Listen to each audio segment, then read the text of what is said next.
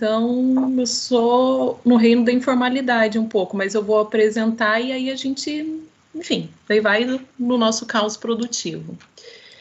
Bom, então, agora sim, bom dia a todos, bom dia a todas. Eu quero agradecer o fato de terem aceitado o convite para participar dessa palestra do SECONS, então agradecendo Luiz Eloy Terena, que é doutora em Antropologia Social pelo Museu Nacional, advogado da PIB, a Carolina Santana, que sempre é uma dificuldade de falar o nome Carolina, sempre Carol Santana, como é típico daqueles que são de casa, né, que é doutorando em Direito na UNB, pesquisa a questão indígena desde o mestrado, então é de casa. E agradecendo também os debatedores, os professores do SECONS, a professora Vera Caranchoeire, a professora Melina Fachin, o professor Leandro, e especialmente a professora Anelisa de Castro Freitas, que é doutora em Antropologia Social pela URGS, é professora no setor litoral aqui da UFPR e é tutora do Grupo PET Litoral Indígena na UFPR. Então, só antes de passar a palavra, para que possa ter a fala do Eloy e da Carol, e logo em sequência o debate, para falar que é, enfim, uma honra tê-los aqui. São temas que nós estamos estudando e nós não poderíamos estar ladeados por pessoas que entendem mais e que têm tanto do ponto de vista acadêmico, mas do ponto de vista prático, e deixar registrado que essa fala ela foi intitulada de Povos Indígenas, Direitos Humanos e Desenvolvimento. Então, muito obrigada, já passo imediatamente a palavra para vocês, novamente com vários agradecimentos. A gente havia combinado primeiro o Eloy, depois a Carol e em sequência o debate, né? A palavra é sua, Eloy. Obrigado a todos e a todas. Bom dia, né, para todos que estão nos acompanhando, aos professores, às professoras, aos meus parentes, estudantes indígenas também que estão conosco aqui na sala. Enfim, todos aqueles que estão nos acompanhando pelas redes sociais também da APIB, né, eu quero agradecer este convite do Centro de Estudos da Constituição da Universidade Federal do Paraná, e dizer da satisfação de estar contribuindo na qualidade de advogado indígena, né, do povo Terena, e também assessor jurídico da Articulação de Povos Indígenas do Brasil.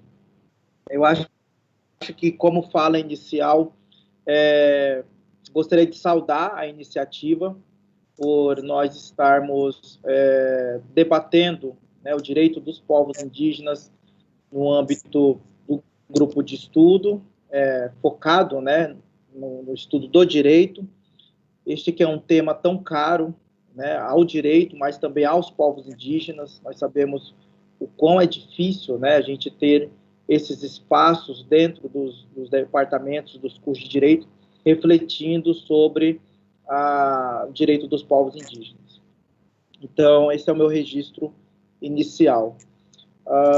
Eu só gostaria às vezes a minha internet está falhando, ontem estava falhando, então se por acaso falhar, se puderem me avisar, ele está dando algumas falhas aqui, mas inicialmente, né, dizer que tratar dos direitos dos povos indígenas, eu acho que nós temos aí uma difícil tarefa de refletir necessariamente, né, sobre a política indigenista que foi implementada, né, no Brasil desde o período colonial, olhar para a relação do Estado brasileiro que foi estabelecido com os povos indígenas, uma relação estritamente colonial, né, racista e autoritária, mas também reconhecer, né, a resistência dos povos indígenas nesses 520 anos, e também reconhecer a existência do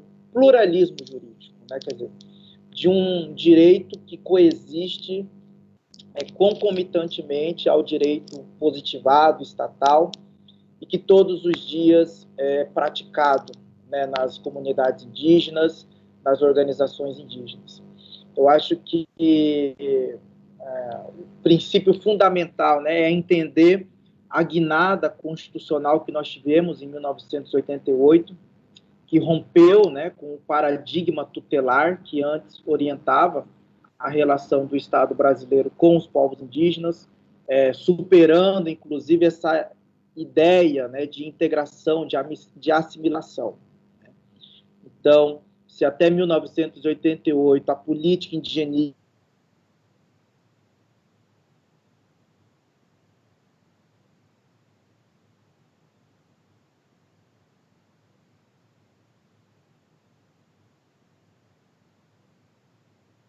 Eloy? na visão de que os povos indígenas eram, né, sub-humanos ou não sujeitos de direitos, né? Duvidou-se até se os povos indígenas eram humanos e depois duvidou-se até se eram sujeitos de direitos, né? Então a Constituição ela traz essa guinada, a gente chama de guinada constitucional porque é a superação. O texto constitucional trouxe um novo comando, o reconhecimento às formas tradicionais dos povos indígenas, às organizações, o respeito à cultura, à língua, à crença, à tradição e, principalmente, o direito originário sobre as terras que tradicionalmente ocupam. Então, isso é fundamental. Eu acho que a pandemia ela é um momento também importante para a gente refletir sobre os problemas estruturais que afetam ainda os povos indígenas.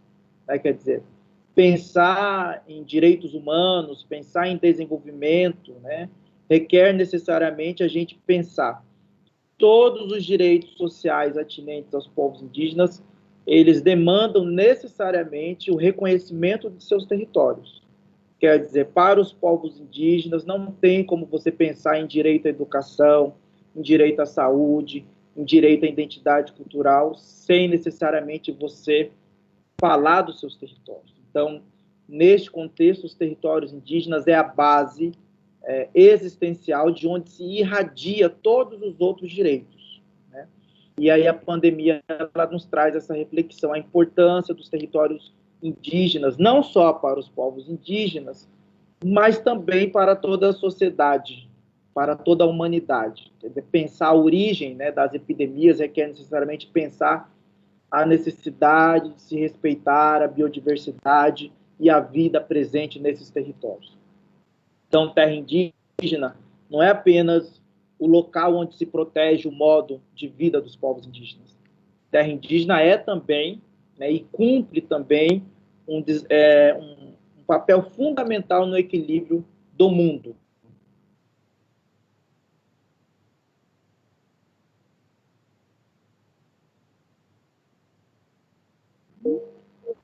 O outro aspecto que eu gostaria de trazer, e aí, né, nós tivemos há pouco tempo uma decisão importante do Supremo Tribunal Federal no âmbito da DPF 709, que é uma arguição de descumprimento de preceito fundamental que foi proposto pela articulação dos povos indígenas em conjunto com outros partidos políticos, e que necessariamente levou, né, essa questão da emergência sanitária, mas não só isso, colocou na pauta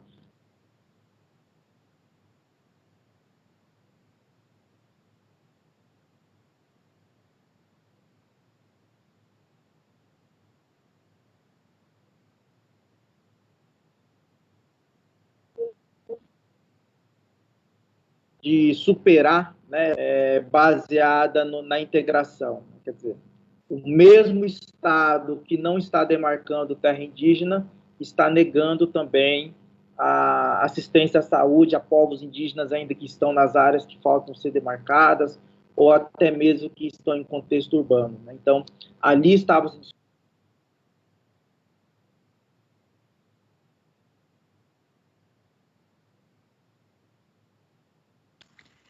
Eloy, a sua internet está cortando um pouco a sua fala. Você prefere tirar o vídeo para que nós possamos te ouvir? Às vezes melhora um pouco?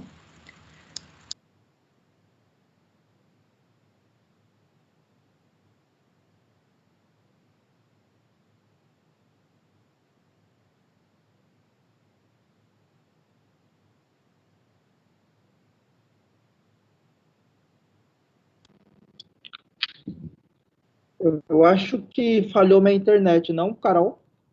Falhou sim. Falhou, a professora Heloísa sugeriu que perguntou se você quer tirar o vídeo, às vezes dá uma melhoradinha, né? Pode ser, eu estou finalizando já, para a gente poder ir para os debates depois. Vou tirar o vídeo, tá? Ok. Então, eu estava falando da ADPF, né? Além de enfrentar, de levar para o judiciário essa questão dos problemas estruturais em relação ao direito dos povos indígenas, levou também a discussão atinente ao direito à identidade cultural, né? Quer dizer, os povos indígenas que estão ainda nas áreas não demarcadas ou até mesmo em contexto urbano são indígenas. Né? Isso que já na própria jurisprudência da Corte Interamericana já está pacificado, né? No Brasil ainda a gente está discutindo. E isso aí tem reflexões no direito penal, né? Quantos encarcerados indígenas têm os seus direitos e garantias fundamentais negados pelo simples fato de possuírem celular ou título de eleitor, né? Quantas mães indígenas têm negado o seu direito ao benefício, né, do salário, do auxílio maternidade, pelo simples fato de também estar no contexto urbano. Enfim, são temas ainda que nós precisamos avançar na seara do direito constitucional brasileiro, mas também, especialmente, no âmbito do judiciário.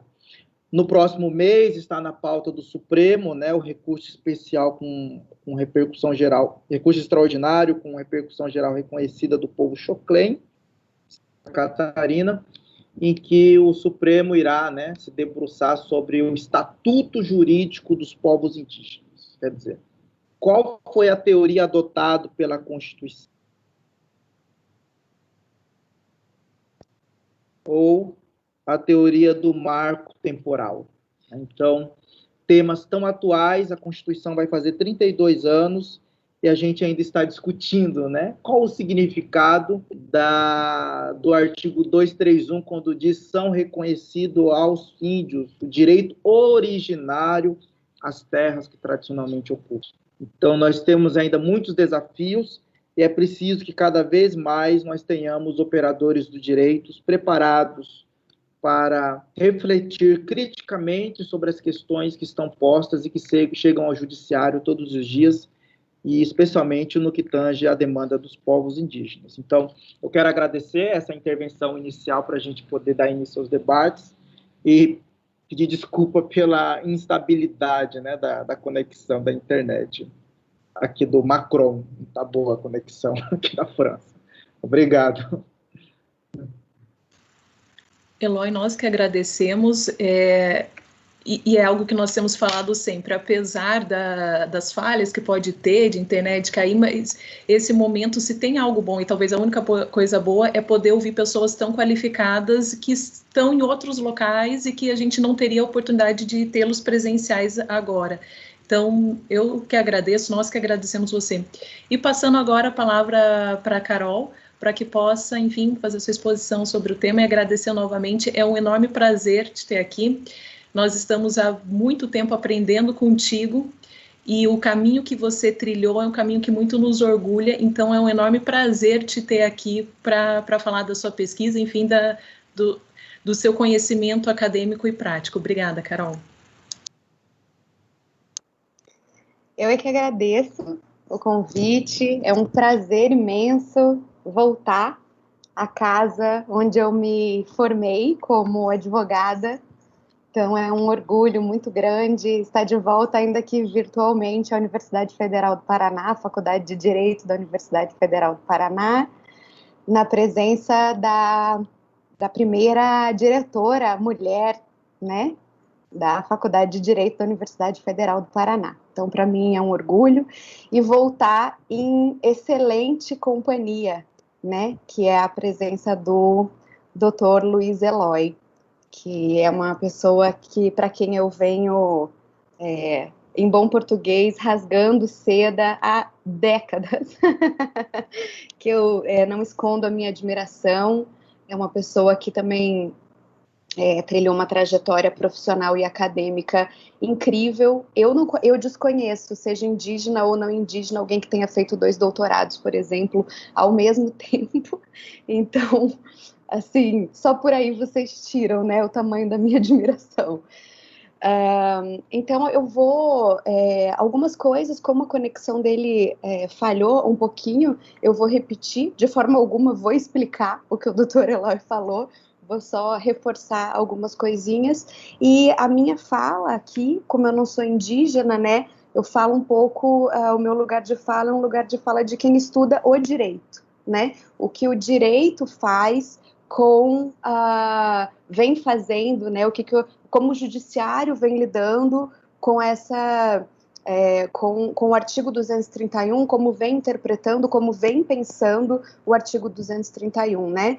Então, a minha tese de doutorado, ela está relacionada com a recente anulação de uma terra indígena. Então a terra indígena ela foi demarcada, a terra indígena Guirarocá foi demarcada pelo Poder Executivo e foi anulada pelo Poder Judiciário. E esse processo todo é impactado pelo recurso extraordinário que o doutor Luiz Eloy mencionou, que está em pauta aí no próximo mês, no dia 28. Ele é o recurso extraordinário 101.7365, o Supremo colocou em pauta, então, aí no dia 28. E o que mais me causou curiosidade desse processo todo é que o artigo 231 da Constituição, ele garante aos indígenas as terras que são tradicionalmente por eles ocupadas.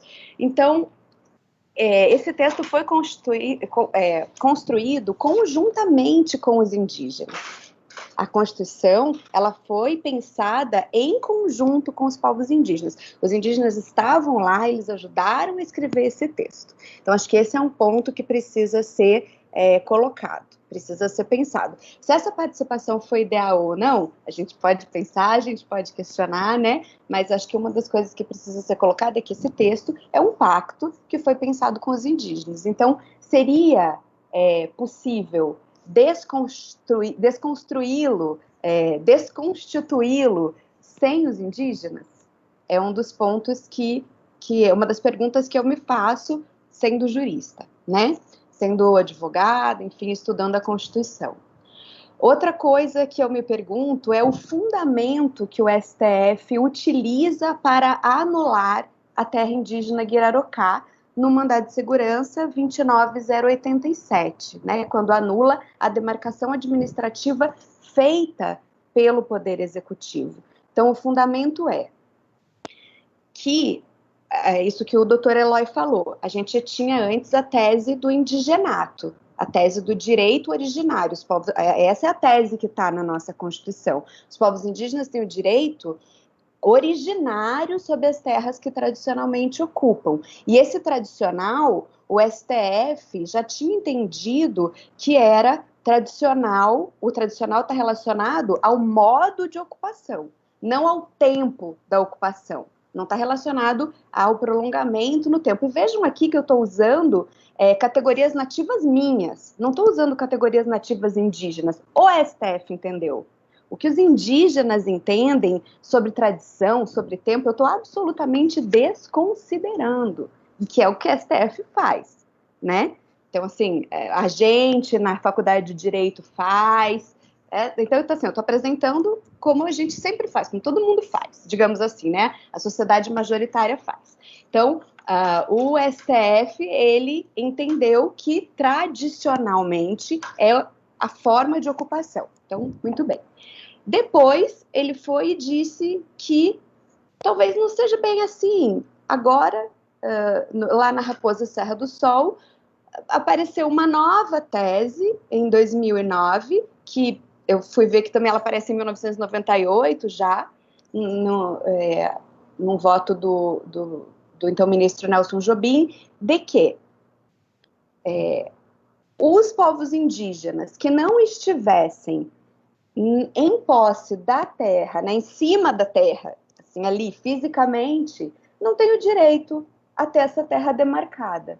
Então, essa é uma nova tese que o Dr. Eloy, então, foi bem na hora que ele falhou, né, o áudio dele, falou que essa mudança, né, então a tese do fato indígena, ou tese do marco temporal, que ele estava nos explicando, que é isso que está sendo discutido agora. Então, se antes a gente trabalhava com a tese, a teoria do indigenato, do direito originário, agora, então, o STF dá esse looping hermenêutico e começa a falar em teoria do marco temporal, teoria do fato indígena, né?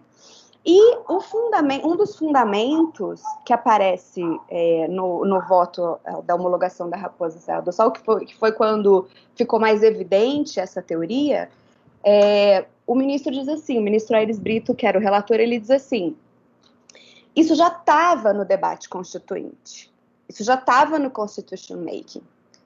E aí eu me interessei por ir lá conferir, né? Que é uma afirmação bastante contundente. Então, eu fui ler os anais da Constituinte, eu fui entrevistar as pessoas que estavam lá e não encontrei absolutamente nada disso, né? Então, assim, não se fala em marco temporal não se fala, esse nome não existe em nenhum local dos anais. Mas, então, eu falei, vamos além, né? Vamos tentar achar o fundamento. Já que o nome não aparecia, vamos ver se falava sobre isso e tal. Entrevistei diversos assessores parlamentares que estavam, entrevistei o relator da subcomissão, que era o então deputado Alcene Guerra, a subcomissão que era a subcomissão de negros, índios, pessoas com deficiência, assim, as minorias, né, era uma subcomissão, isso aqui a gente põe aqui, junta tudo aqui, essa subcomissão vai tratar de todas essas minorias, né, e o relator da subcomissão disse que isso não era discutido lá. Mas existe uma pessoa que fala que sim, que é o ministro Nelson Jobim, que eu também entrevistei, e que é justamente no voto de quem aparece pela primeira vez no STF em 1998, a tese. E o ministro Nelson Jobim, ele foi ministro da Justiça também em 1996, e é pelas mãos do ministro Nelson Jobim que se regulamenta o decreto 1775, que traz toda a regulamentação de demarcação de terras indígenas. Então, é dele essa regulamentação, né?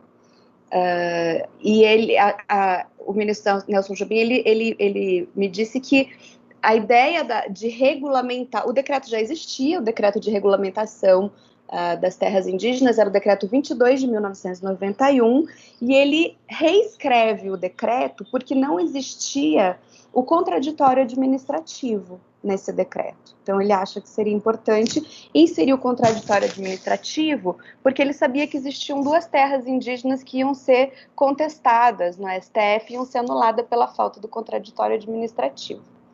Essa é a versão do ministro Nelson Jobim. É interessante observar, contudo, essa não foi eu não tive tempo ainda de fazer esse checklist, né? Mas eu perguntei para o ministro Nelson Jobim se, como essa tese já estava presente, então, na Constituinte, se ele não teria, obviamente, então, demarcado, como ministro, nenhuma terra que estivesse em contradição com essa teoria. Né? Eu falei, bom, então, se isso já estava na Constituinte, obviamente o senhor não demarcou nenhuma terra que estivesse em contradição com isso. E ele disse que não sabia. Então, eu preciso ainda checar essa informação. Eu preciso olhar as terras que ele demarcou e preciso ver se existe alguma ou não.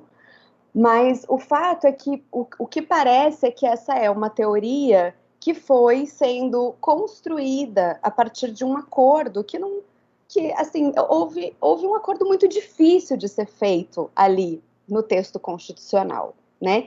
E a prova disso é que quando o texto passa da subcomissão de negros, índios, pessoas com deficiência e minorias para a comissão de sistematização, ele permanece o mesmo, terras tradicionalmente ocupadas, não dá tempo de votar o texto para ele ir para plenário, e o relator, Bernardo Cabral, altera o texto unilateralmente e insere terras imemoriais. Ele retira o termo tradicionalmente ocupadas e insere unilateralmente o termo que existia antes, nas constituições anteriores, terras imemoriais. Então, ele volta a trazer, ele desconsidera toda a discussão que existiu na subcomissão, que foi uma discussão rica, que teve a participação de diversos antropólogos, né, a presidente da ABA, à época, a antropóloga Manuela Carneiro da Cunha, teve a participação do antropólogo Eduardo Viveiros de Castro. Assim, foi o período longo, né, da Constituinte, de uma riqueza de detalhes, que foi sendo comprimido, porque a Constituinte foi se estendendo no tempo. Então, ele foi sendo comprimido, as pessoas, os deputados foram falando, não, isso aí eu não sei, não tive tempo de participar, não, isso aí eu não vou votar. E foi se perdendo aquela riqueza de detalhes, fora esse mini-golpe. E aí, um dos meus entrevistados, que foi o advogado o Paulo Guimarães, né, que foi assessor parlamentar do Conselho Indigenista Missionário, ele fala que como isso se reverte. Como é que isso se reverte, esse texto? Como é que a gente volta para o texto terra tradicionalmente ocupadas? O Dom Ervin, que era presidente do CIMI, encontra o Jarbas Passarinho no avião, que tinha ficado recentemente viúvo, e o Dom Ervin tinha rezado uma missa de 7º dia para a mulher do Jarbas Passarinho, e o Jarbas Passarinho então diz: eu estou lá na Constituinte, se precisarem de mim, eu estou muito grato pela missa que você rezou em homenagem à minha mulher, muito obrigada, se precisarem de mim. E o Conselho Indigenista Missionário então fala: sim, vamos precisar. E aí então faz uma conversa, uma tentativa, porque afinal tinha tido um texto alterado irregularmente fora do regimento. E então, numa reunião de líderes, essas reuniões que aconteciam na casa do deputado Ulisses Guimarães ou na sala do PMDB ali, né, nessas reuniões de líderes que aconteciam na Constituinte, houve uma reunião de 7 horas, e que então ali se ajeita e se conversa para voltar esse texto, né, terras tradicionalmente ocupadas. Toda essa história para dizer o quê? Esse é um texto ambíguo. Esse é um texto de viúvos da Constituinte, assim, de viúvos, de pessoas que...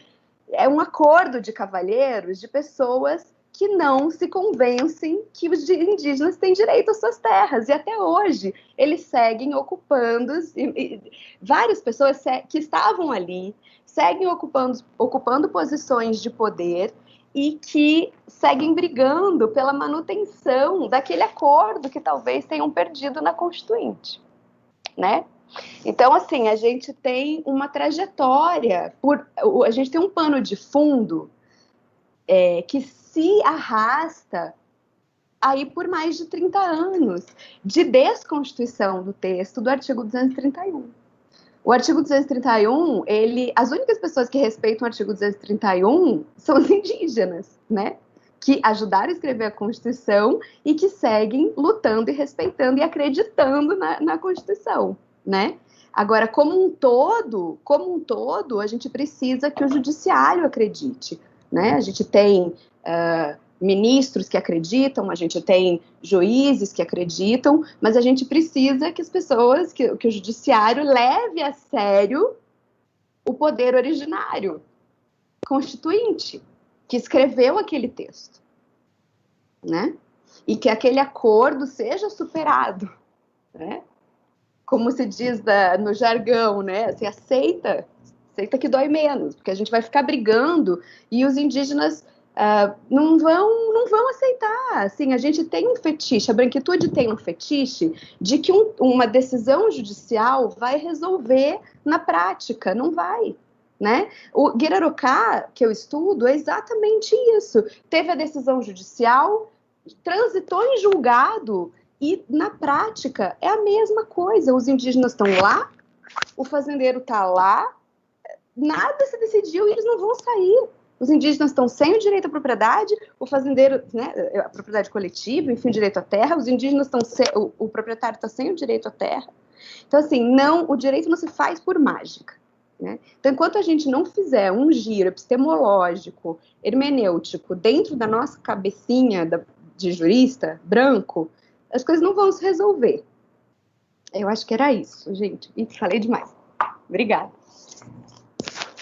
Imagina, nós que agradecemos, várias coisas são novidades para mim, mas enfim, para não me ultrapassar, para começar o debate, eu queria chamar a professora Anelisa, que gentilmente aceitou o convite. Como eu falei, ela é professora do setor litoral e ela é tutora do PET Litoral Indígena aqui na UFPR, e eu pedi a liberdade, primeiro, antes de começar o debate, explicar um pouquinho como que é o grupo PET, como que funciona, e aí já para inaugurar. Então, depois a gente faz uma rodada de perguntas e retorna a palavra ao Eloy e à Carol.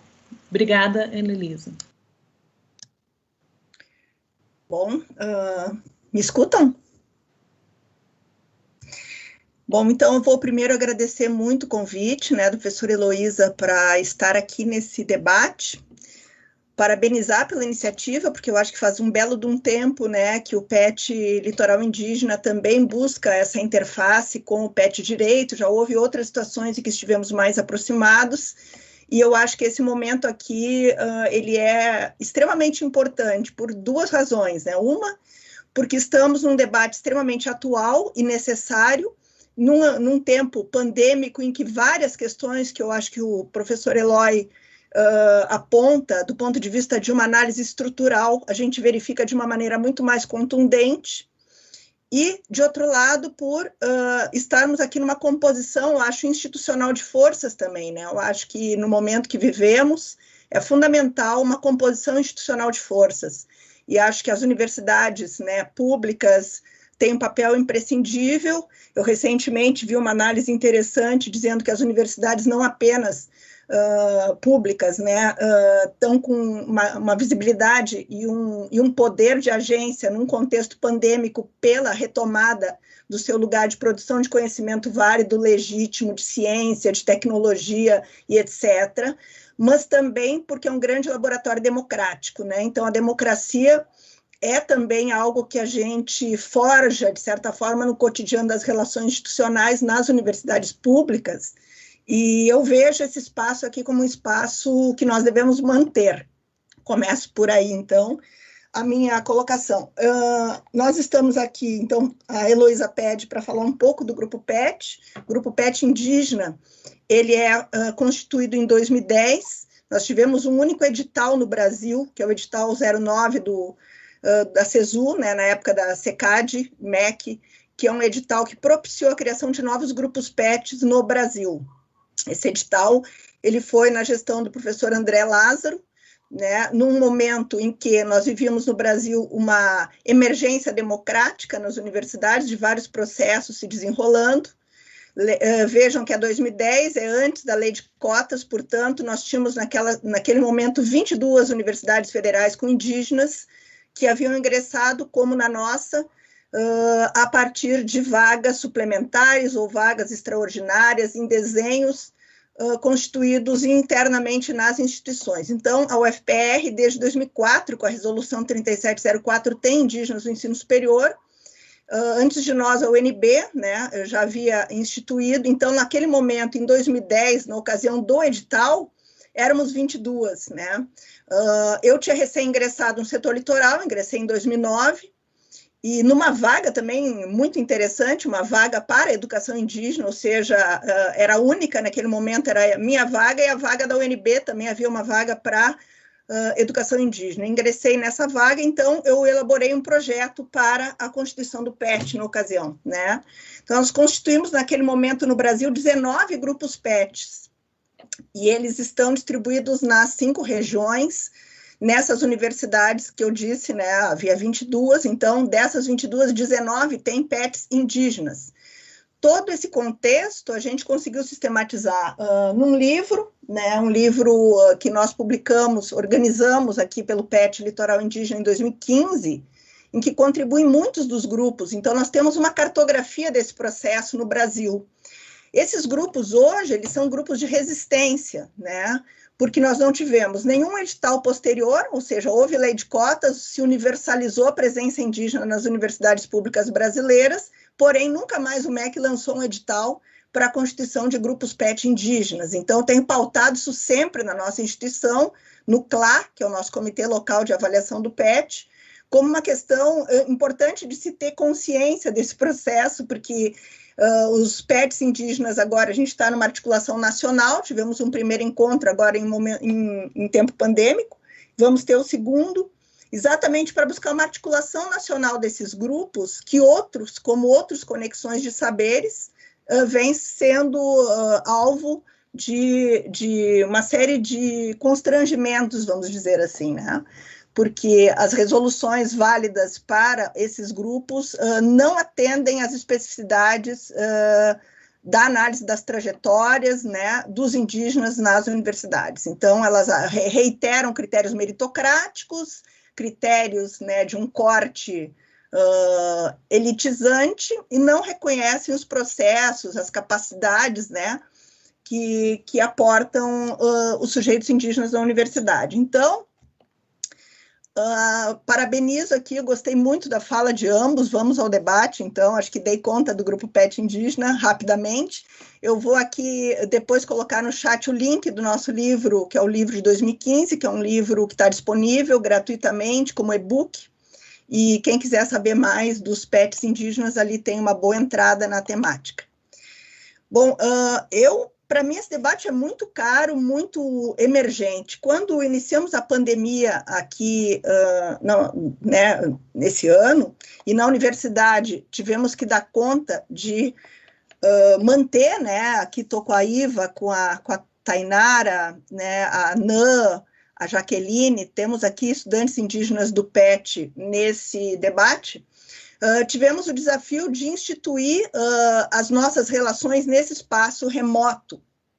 E a primeira coisa que nós fizemos, no primeiro momento, lá em março, abril, quando ainda estávamos nos familiarizando com esse novo tempo, foi justamente estabelecer um olhar sobre a condição de vida, né, em que estavam os estudantes na UFPR. E aí começamos a nos preocupar em constituir uma rede de acolhimento, enfim, de sabermos uns dos outros e como estamos, né, o que passa com cada um pessoalmente, mas também socialmente, com seus coletivos, com as suas comunidades, com seus grupos, né. Daí surgiu um projeto do PET, que é o projeto Lentes, em que, a partir do olhar dessa juventude na UFPR, nós começamos a desdobrar um olhar sobre os territórios, a partir dos territórios, um olhar sobre os impactos da pandemia nos territórios, né? E eu acho que esse trabalho, né, essa pesquisa, que é uma pesquisa ainda não publicada e com muitos dados ainda não sistematizados também, nós estamos em fase ainda de registro de tudo isso, né, de lançar um olhar. Eu acho que o que salta aos olhos, num primeiro momento, foi como colocaram aqui os palestrantes. O professor Eloy falou explicitamente, né, na importância do SUS e do acesso à saúde. Eu acho que o SUS se torna uma estrutura fundamental, que a gente precisa reconhecer e lutar pela qualificação e ampliação, né, das políticas públicas de saúde, de atenção e promoção dos povos indígenas. Eu acho que retomar essa história do SUS, tornar o SUS como um elemento central na luta política nacional pela vida dos povos indígenas, passa a ser o aprofundamento das políticas de atenção à saúde dos povos indígenas, retomando os princípios fundamentais, que lá nós temos, né? Se formos buscar, nós já tivemos no Brasil VigiSUS 1, VigiSUS 2, foram 2 megaprojetos que trabalharam com levantamento de parteiras, buscando uma interface, uma interepistemicidade, né, entre os sistemas de saúde indígenas, os sistemas de saúde públicos, né, e como conjugar essa diversidade de práticas sociais, que está lá no 231, como a professora Carol aqui retomou, né? Eu acho que essa questão do 231 ela é muito ampla, ela é bastante abrangente. Eu não acho, professora Carol, o texto vago, eu acho que o texto está ali. O que nós temos que aprofundar é uma hermenêutica mesmo, como colocaste. Eu acho que nós temos que disputar, né? Disputar uma hermenêutica, é um campo de disputa. E eu acho que já tivemos no MPF, na Sexta Câmara, grandes, né, lutadoras. Aí eu vou citar a professora né, a professora Débora Duprá, recentemente se aposentou, infelizmente, mas continua aí sempre atenta e disponível, né? Acho que é um nome bom para a gente trazer para um próximo debate dos PETs. Doutora Débora, né, que muito lutou exatamente para constituir essa sensibilidade jurídica, e mais do que uma sensibilidade, uma capacidade jurídica, né, de produzir uma hermenêutica crítica e, ao mesmo tempo, atenta aos termos que estão no 231. Ele é bastante complexo, é um artigo bastante denso, e eu, como tenho uma trajetória nas ciências naturais também, eu sou bióloga de formação, eu vejo no 231 a dimensão ambiental como uma dimensão extremamente pouco entendida, né? Bastante pouco entendida, e que o bom entendimento da dimensão ambiental do 231, ele daria uma lente, né, usando o termo aí do nosso projeto, diferenciada para entender a ocupação tradicional e a tradicionalidade da ocupação. Porque se nós pegarmos as alíneas que tratam dos direitos, né, do direito a que esse ambiente seja necessário e suficiente para as práticas, né, nós vamos estender o olhar da terra indígena, do Instituto Jurídico da Terra Indígena, né, para o Instituto Jurídico do Território, que é algo que a gente precisa amadurecer, né? O entendimento do território lançado numa perspectiva crítica da história, nós veremos os processos coloniais de desterritorialização forçada como um elemento histórico fundamental que precisa ser remontado junto, né, para a compreensão de por que um determinado grupo não está num certo lugar num determinado momento, que é a tese do marco temporal, né? Ou seja, esse não estar, do ponto de vista do processo colonial, ele é um simulacro, ele é uma alegoria, né? Porque, de fato, os grupos estão ali, né, no uso, na retomada desses espaços, né, um termo muito recorrente hoje nos povos indígenas, principalmente no sul do Brasil, a noção de retomada. Recentemente foi tema da dissertação de mestrado do Douglas Jacinto da Rosa, na URGS, né, como antropólogo, e o tema da retomada, ele está ali, é como se a memória social estivesse ativando esses espaços, reivindicando esses espaços, reocupando, transitando nos espaços, muitas vezes para coletar um cipó, para coletar uma taquara, para buscar um remédio, né, ou para revisitar um morto, ou para fazer um ritual, ou para buscar determinado barro para uma prática curativa, ou um barro para constituir um prato que é usado num certo ritual, ou um cachimbo.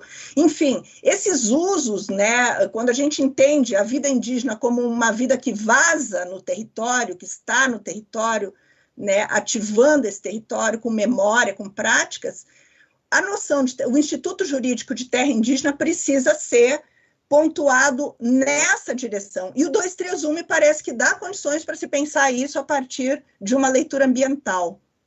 Então, ao mesmo tempo que o SUS se torna essencial da gente retomar, eu acho que aqui o doutor Eloy também trouxe a noção do contágio, né? Esse tema volta, esse tema do contato, o tema do contágio, ele reingressa, e a biodiversidade, como ele falou, passa a ser essencial não só a vida indígena, como o equilíbrio do mundo. Então, essa também é uma questão que eu acho bastante importante de nós estarmos retomando, né, para pensar as nossas questões.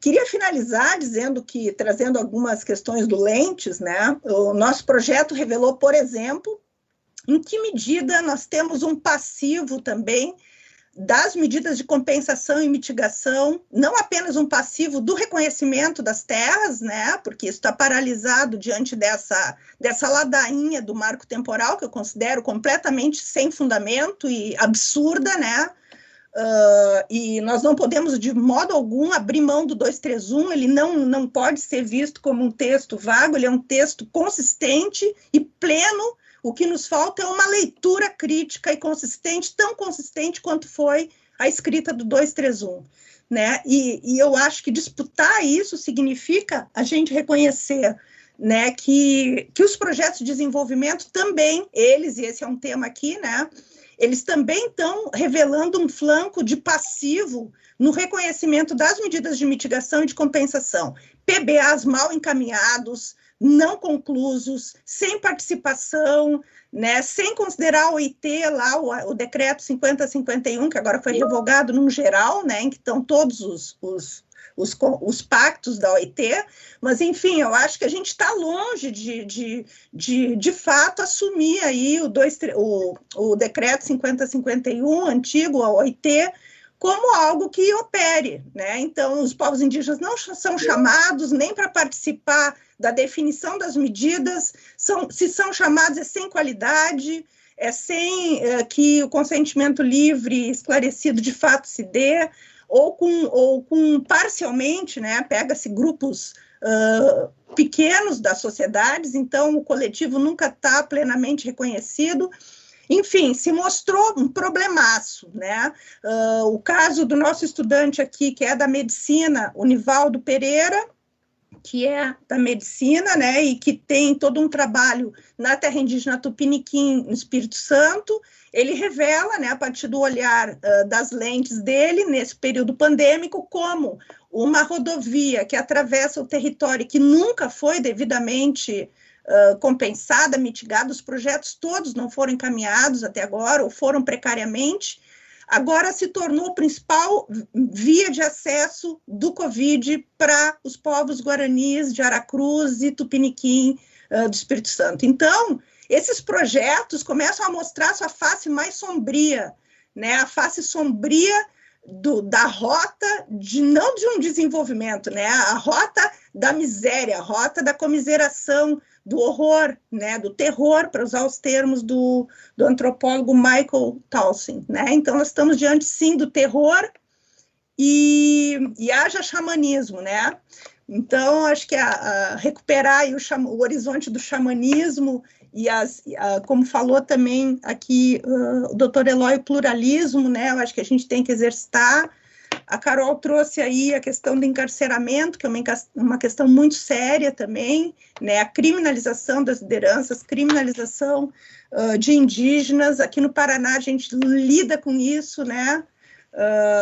Professor Guilherme Roma Borges, né, doutor Guilherme teve uma atuação importante em Paranaguá aqui, no caso de um indígena encarcerado. Eu tive a honra de fazer o laudo antropológico desse estudo e nós conseguimos aí uma inovação de pluralismo nesse caso, que vamos ver aí no que ainda pode se desdobrar, né? Enfim, eu acho que é uma luta depois da outra, é um contexto em que a universidade não pode estar desatenta, tem que estar atuando mesmo, e eu agradeço muito por esse espaço, né? Acho que ele é muito potente e uma felicidade estar aqui com vocês. Obrigada, Ana Elisa. Eu aproveito para dar seguimento, quem tiver questões para que possa fazer para o Eloy, para a Carol. A Melina... eu sei que está com o horário super contado, porque ela tem aula e já havia falado. Se você quiser fazer sua pergunta, eu dou prioridade.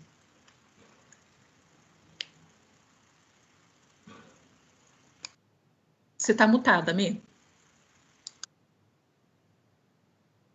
Obrigada, Elô. Queria, em primeiro lugar, agradecer muito, né, a oportunidade de participar do debate e expressar a minha gratidão. Para mim foi extremamente rico aprender com o Eloy, com a Carolina, também escutar a professora Anelisa, né, colega aqui da instituição, que infelizmente não tinha tido oportunidade ainda de estar junto. Então, para mim, foi um momento muito rico, de muito aprendizado, né, ainda mais considerando que nós estamos ainda num contexto, né, de trabalhar com essa temática, tentando construir aí as nossas razões de amicus curiae para oferecer também a nossa contribuição sobre o debate na ADPF 709.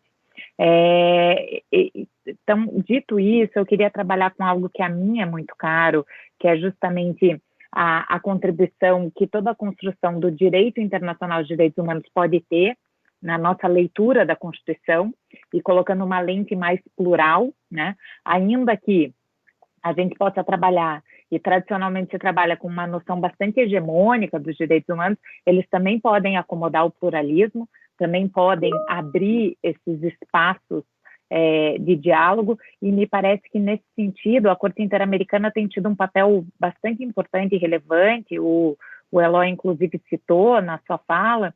Então, eu queria provocá-los, na verdade, o Eloy e a Carolina, se pudessem explorar um pouco, qual que é o papel, né, que papel que o sistema interamericano desempenhou nesse contexto. Nós temos um caso especificamente em relação ao Estado brasileiro, né, que é o caso da comunidade Chucuru, que trabalha, né, tangencia aí todas as questões relativas ao marco temporal. E, então, de que maneira, né, dentro de uma visão, obviamente, que não seja hegemônica, que seja pluralista da compreensão de direitos humanos, de que maneira o sistema também pode nos auxiliar, né, a construir esse caminho de disputar essa interpretação no que diz respeito à proteção dos povos indígenas. É isso, eu queria deixar aí essa provocação, mais uma vez reiterar minha gratidão de poder participar pelo debate e lamentar muito de ter que sair, gostaria muito de continuar aqui até o final do debate, mas depois, enfim, acesso aí à gravação para ter a íntegra dos debates, mas agradecer imensamente pelo tempo e pelos conhecimentos divididos. Obrigada, Bê. E já passo para o Leandro, que havia pedido a palavra também.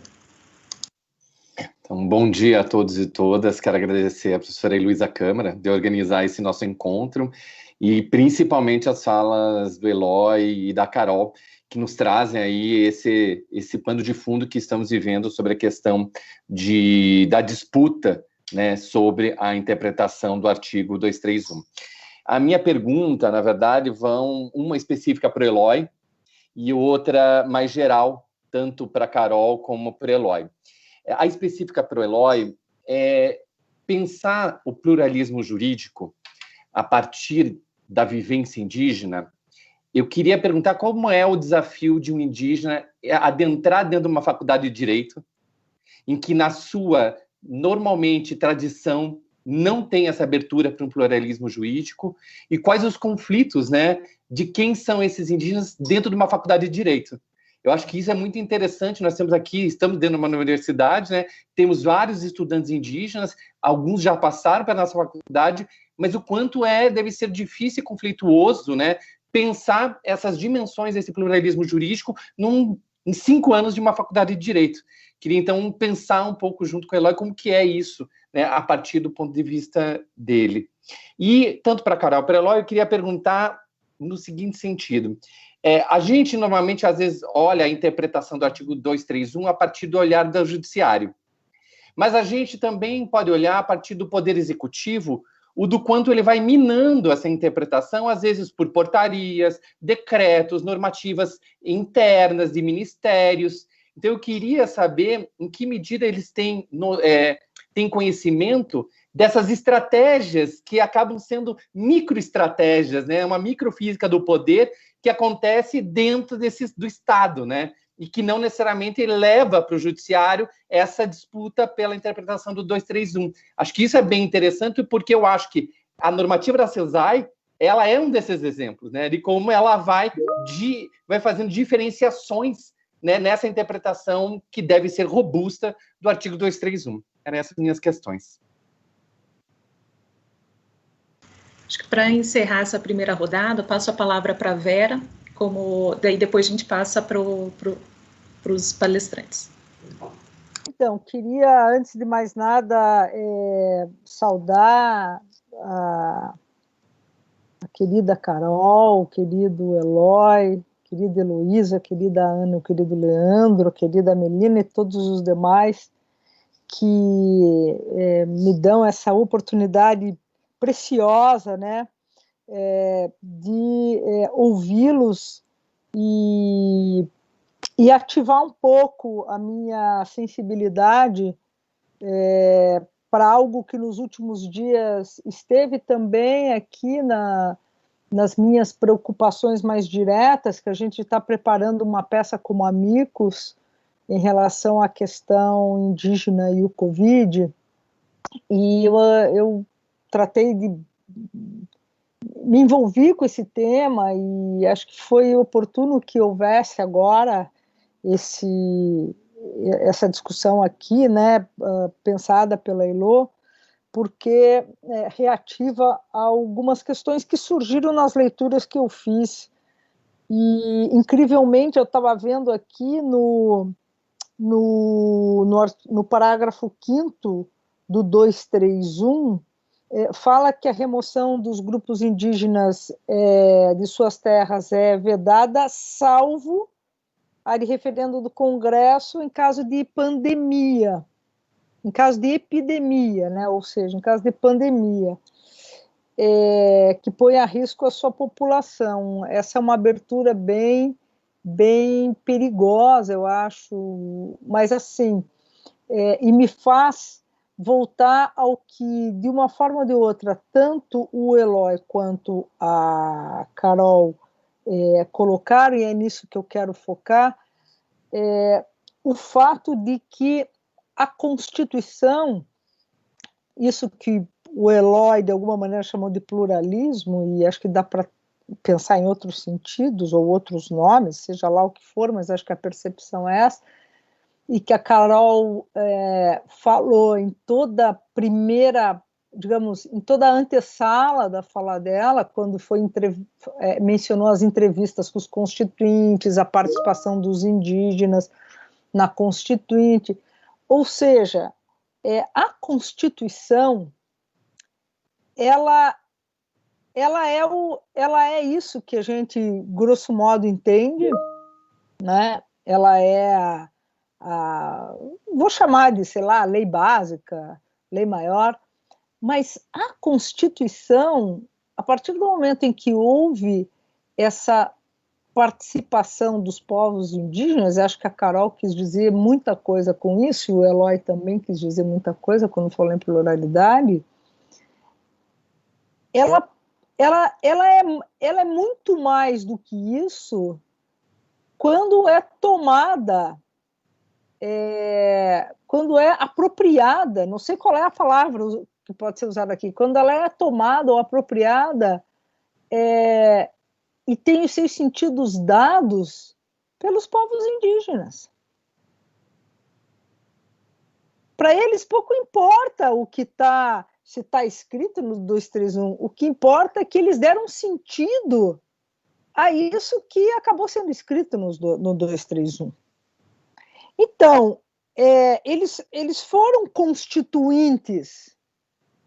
Então, esses sentidos, eles digamos, para usar a nossa forma de dizer isso tudo, eles são intérpretes. Não qualquer intérprete da Constituição, eles são os intérpretes da Constituição. Porque, de uma forma ou de outra, ela também isso também os constitui.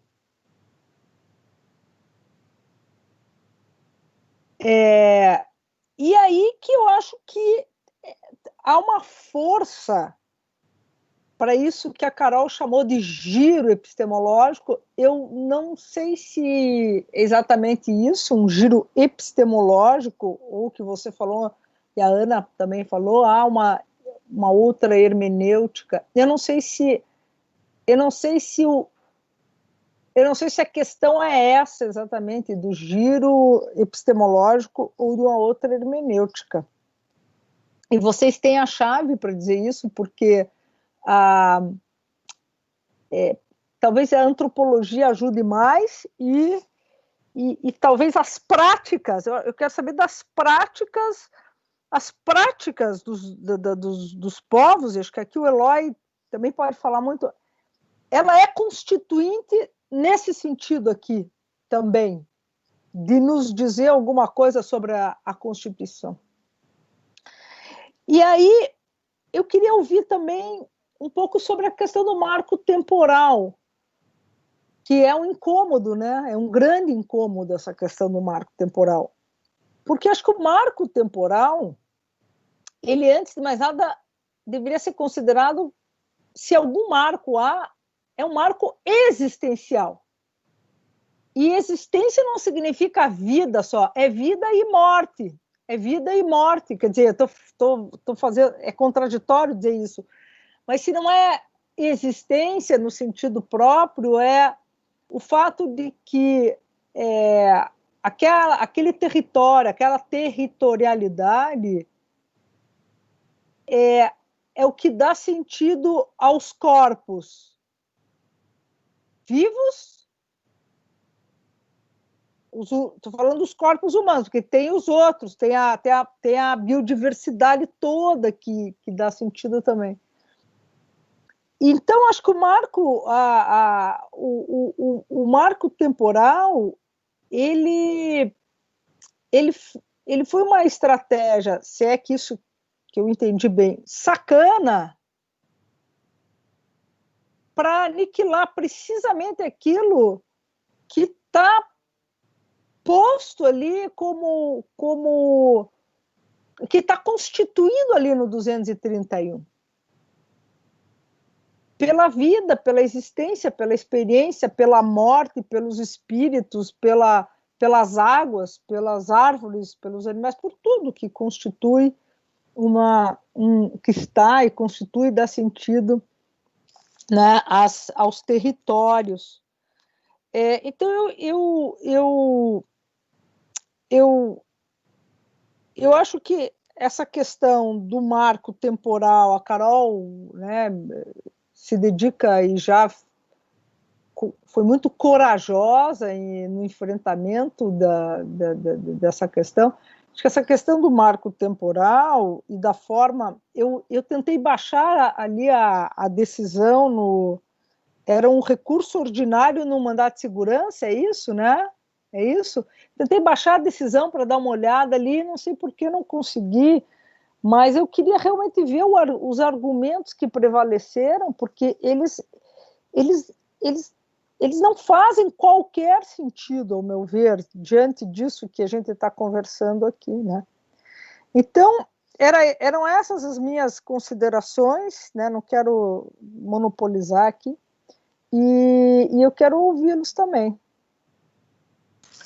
Obrigada, Vera. E já passando a palavra imediatamente, Eloy, se quiser começar, e depois Carol, enfim, como preferirem. Tá, ok, obrigado. Eu vou continuar sem vídeo, tá? Para melhorar a conexão, qualquer coisa vocês me avisem. Mas eu quero agradecer as provocações iniciais, tanto da professora Melina, quanto do professor Leandro, e da professora Vera, né? Em relação à primeira provocação da professora Melina, agradecer também os comentários, né, da professora Ana Elisa. Gostei bastante, acho que fundamental, né, a gente, eu particularmente, como se diz, sempre na minha atuação enquanto advogado, né, a antropologia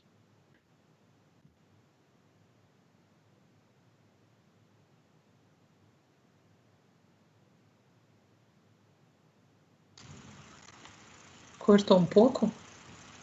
Enquanto advogado.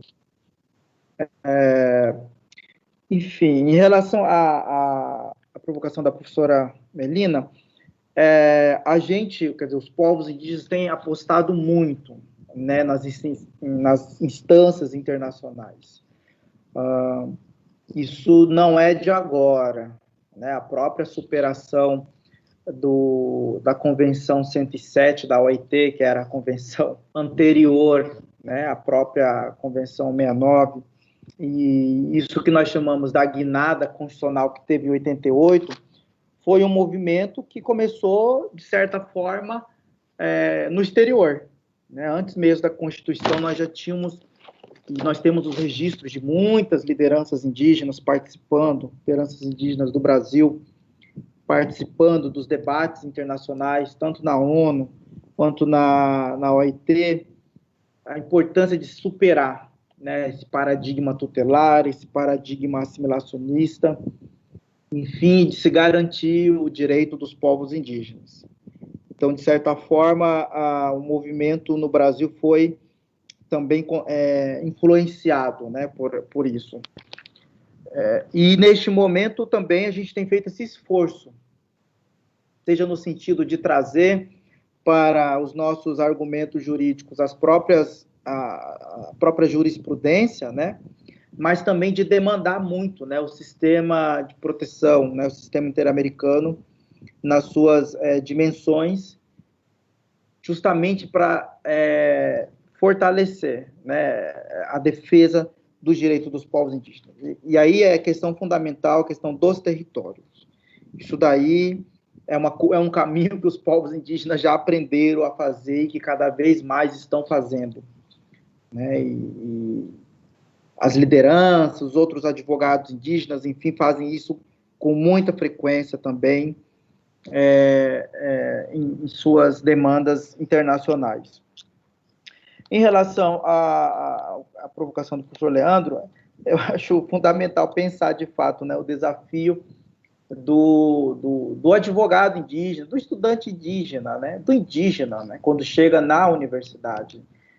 De fato, é uma ruptura muito grande, né, não só com o nosso modo de vida, mas com o nosso modo próprio de ver e entender o mundo, né? Isso não se dá só no âmbito do direito, né? Principalmente nas outras ciências. E lá na antropologia, os indígenas e as indígenas antropólogos, né, estão fazendo justamente esse debate agora, né?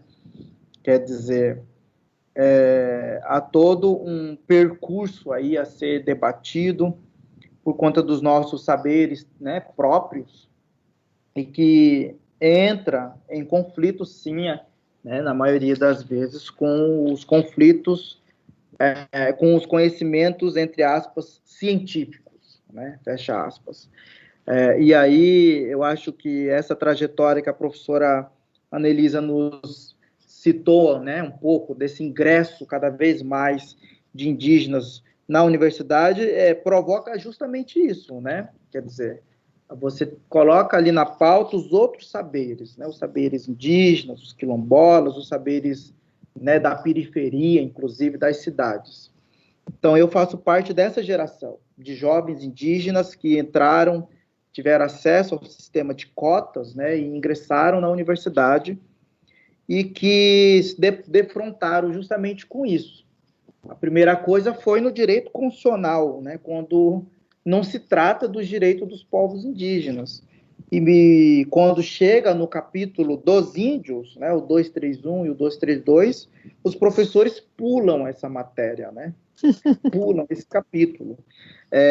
Enfim, e nem mesmo nos seminários, né, temáticos era incluída a temática indígena. Então, foi um exercício muito grande de levar esse tema lá para a disciplina de antropologia jurídica, né, quando se tratou de outros temas e conseguimos tratar especificamente do direito dos povos indígenas.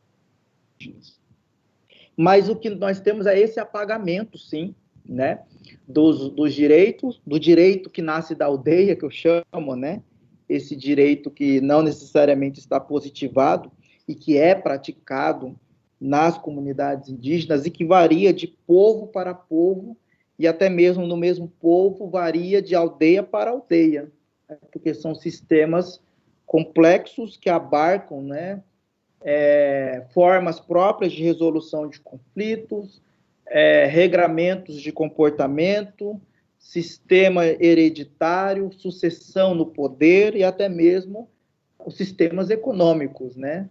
Nas comunidades indígenas tem áreas, por exemplo, que não se podem caçar ou pescar, só mesmo quando, e são tidos como poupança, né? Somente com uma autorização extraordinária do Conselho Tribal para se ter acesso a esses lugares, e todo mundo acata, né? Então, são sistemas regulatórios próprios que existem dentro das comunidades indígenas e que variam de povo para povo, e que coexistem, né, ao sistema jurídico positivado brasileiro.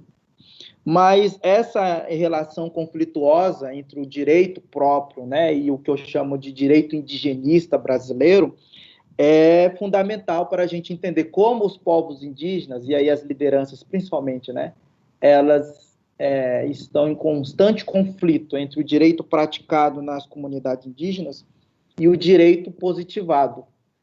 Porque para acionar a defesa dos seus direitos, os caciques e lideranças, na maioria das vezes, se deslocam até Brasília e eles vão munidos do texto constitucional, né? Eles se apropriam do direito, desse direito alienígena, inclusive, para poder argumentar nas tribunas da Câmara, nas tribunas do Senado, na FUNAI, no MJ e até mesmo lá na frente do Supremo. Só não ocupam a tribuna porque não tem ainda a capacidade postulatória, né? Mas isso é importante a gente ver como o direito também ele está em constante conflito, né? E ele não é só isso que está na Constituição. E aproveito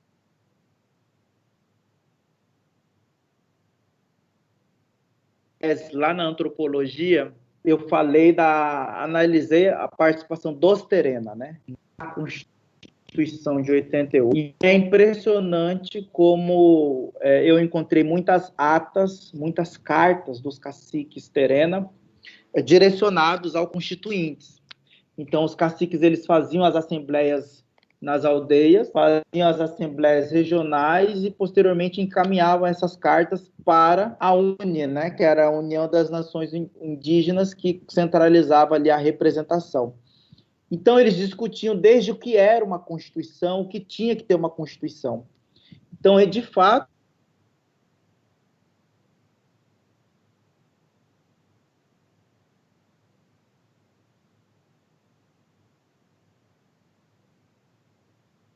comunidades indígenas. A interpretação do 231, e aí eu vou falar já do incômodo, do marco temporal, que a professora Vera também falou, o que nós observamos é isso, o marco temporal é essa farsa jurídica mesmo, e eu gostei, né, que a professora Ana Elisa trouxe ladainha, né, salvo engano foi isso que ela disse, e não sei se foi isso, depois me corrija, mas é isso, é uma farsa jurídica, né, que nasceu muito provavelmente no executivo, como já a pesquisa da Carol está apontando, passou pelo legislativo, né? Se a gente pegar o discurso de deputados no início de 2000 e no final da década de 90, inclusive, já tínhamos deputados falando da necessidade de se colocar um marco, porque senão teríamos que entregar Copacabana para os índios, é o efeito Copacabana, né, que alguns ministros do Supremo têm medo também. Distorcendo totalmente o texto constitucional, né, porque uma das inovações do texto constitucional também foi isso, o requisito para se demarcar a terra indígena deixou de ser a imemorialidade e passou-se a ser tradicionalidade, essa categoria jurídica, mas também antropológica, né, de terra tradicionalmente ocupada. E essa tese começou provavelmente no executivo, passou pelo legislativo e ganhou raiz no judiciário. O judiciário, eu sempre falo para a Carol, foi o terreno fértil para o marco temporal se enraizar e criar raízes, dar frutos, inclusive, né? Quantas são as decisões que nós estamos tendo em todas as instâncias do judiciário com base no marco temporal. Então, a pergunta é, por que será que o nosso judiciário brasileiro foi tão fértil em recepcionar essa tese extremamente violenta em relação aos direitos dos povos indígenas? Este é, talvez, uma pergunta a ser respondida, né, e ser objeto de muita reflexão, e que vai aí desembocar tanto nas práticas do judiciário, mas também pensar na estrutura da formação jurídica no Brasil, mas aí também na questão da estrutura do judiciário brasileiro. Isso é fundamental, a gente levar, né, os anseios dos povos indígenas, essa percepção antirracista do direito, né, e também considerar esses outros direitos. E aqui eu estou chamando o direito que nasce da aldeia, né, esse direito também que é praticado e é baseado no direito próprio dos povos indígenas, onde você elenca outros direitos, né? No direito que nasce da aldeia, você tem aí os povos indígenas como sujeitos de direito, mas não só eles, né? A fauna, a flora, os rios, os lagos, inclusive os encantados que habitam esses territórios também são sujeitos de direito. Eu acho que, a partir dessa percepção, os povos indígenas têm uma contribuição fundamental para pensar-se, né, o direito também praticado em outras dimensões, para além do chão batido da aldeia. Então, acho que são essas considerações iniciais, e eu espero ter contribuído para o debate. Não sei se falhou muito dessa vez. Não, falhou um pouquinho, mas não perdemos, deu para entender bem teu raciocínio. Obrigada. Carol?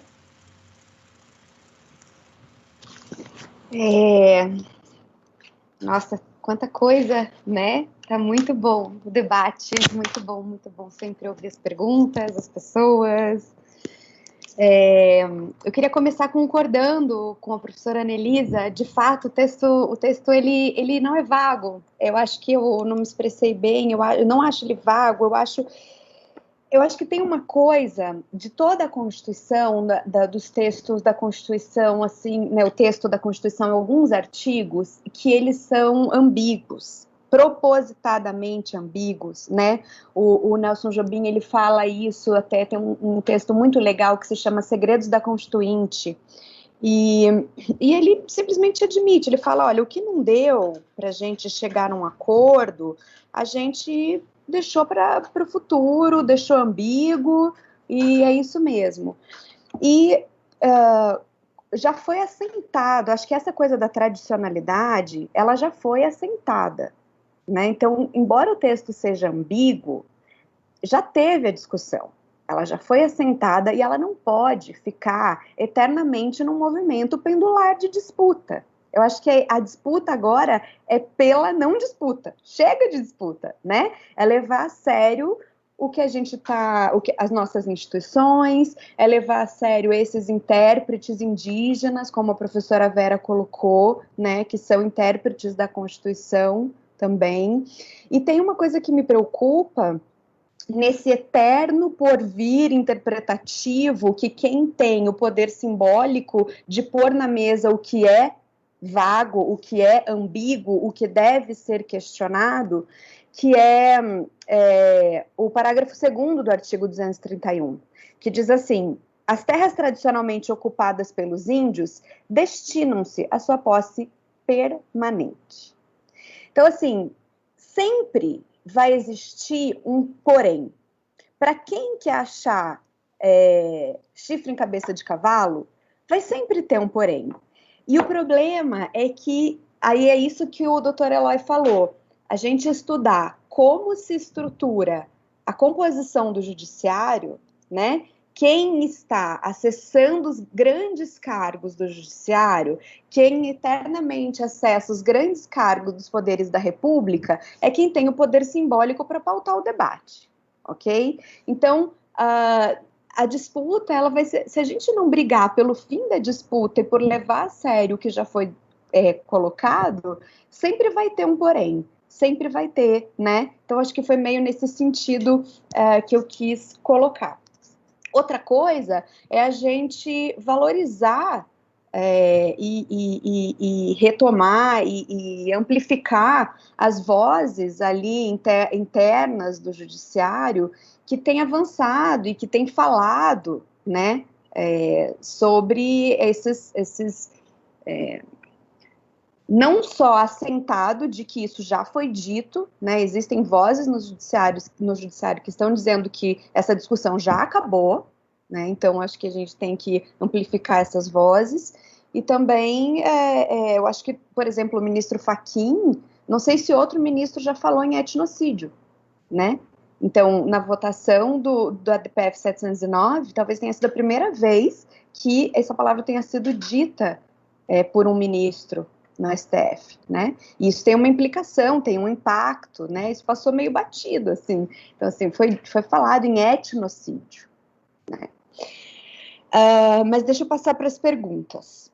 Então, sobre a questão, né, desse acesso às cortes internacionais, ao sistema interamericano de direitos humanos, eu me sinto contemplada, né, pelo que o Eloy falou. Acho que o Dr. Eloy, ele né, explicou muito bem. Eu queria falar um pouquinho sobre uma provocação aqui para os alunos do direito que estiverem ouvindo, da antropologia também. Eu tive a oportunidade de participar como representante do Estado no caso Chucuru. E eu acho que vale um estudo, assim, jurídico-antropológico de como a produção dessa defesa se faz dentro do Estado, né? Assim, da antropologia isso no sentido da antropologia das instituições, né? Então, essa análise de como as instituições dialogam, como é produzido um material nesse caso, acho que vale a pena, assim, vale um estudo, né? Então, acho que ninguém estudou isso ainda, acho que seria uma coisa interessante aí, fica uma sugestão, porque é um estudo, uma produção de conhecimento dentro do Estado que é feita entre juristas, antropólogos, indigenistas, e quem dá a palavra final é sempre o jurista.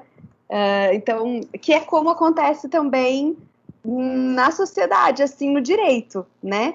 Por exemplo, entrando aqui na pergunta do Leandro, né? No executivo, a microfísica do poder, né? Do executivo. Então, a gente tem essas pequenas alterações dentro do executivo, mas muitas vezes elas são provocadas também por algo que vem do judiciário, sabe? Eu vi muita alteração ser feita dentro do executivo e dentro da forma como se faz, por exemplo, um estudo de identificação e delimitação de terra indígena ser alterado por conta da construção da tese do marco temporal, né? Então, os antropólogos do Estado tendo que alterar ou né, recebendo ordens dos seus superiores para alterarem a forma de fazer um estudo de identificação de terra indígena, porque houve uma alteração do entendimento. Inclusive, o parecer 001 da Advocacia Geral da União é isso, né? Chancelado pelo presidente da República, que acaba vinculando toda a administração pública direta e indireta. Então, existe essa microfísica, sem dúvida, né, que se dá, inclusive, entre as coerções, entre os agentes do Estado, né, porque a instituição, o Estado não é um bloco homogêneo, né, o Estado é feito pelos agentes e o que os seus agentes pensam e as coerções que se dão e as relações que se dão entre esses agentes do Estado. E acho que vale a pena lembrar que, historicamente, a questão indígena dentro do Estado, ela não estou falando de agora, estou falando historicamente, mas agora também militarizada, né? A questão indígena, ela começa, né? Já passou pelo Ministério da Guerra, Ministério do Interior, então a gente tem esse resquício aí de tratamento, né? Tem uma relação com os povos indígenas, assim, bélica, né, do Estado, e também uma relação que é feita a partir da abertura, do afastamento dos povos indígenas para o avanço do que a gente não indígena entende como progresso, né?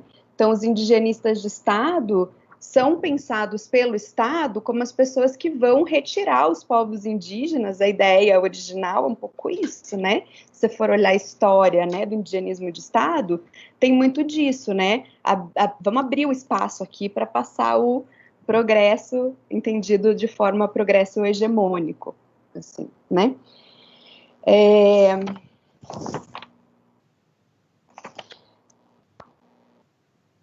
Sobre o giro epistemológico, né, Vera,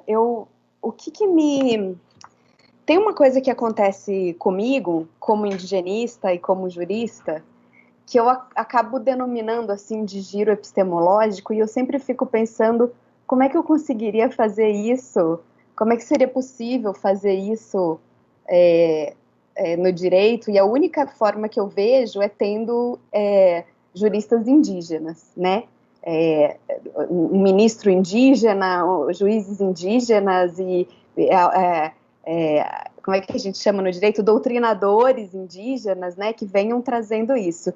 Mas eu digo epistemológico porque ao longo da minha trajetória indigenista eu tive milhares de tela azul, assim, na minha conversa com os indígenas, porque é um outro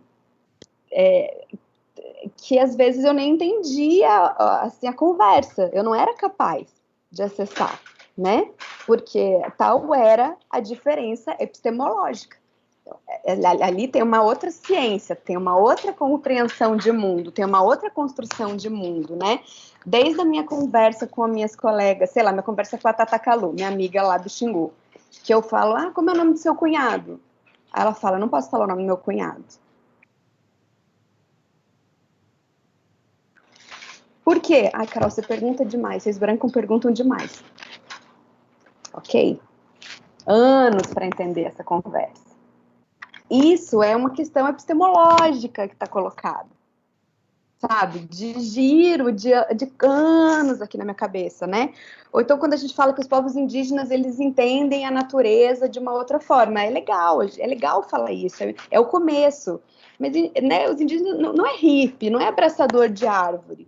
Eu só fui entender isso quando eu fui me aprofundar nisso, assim...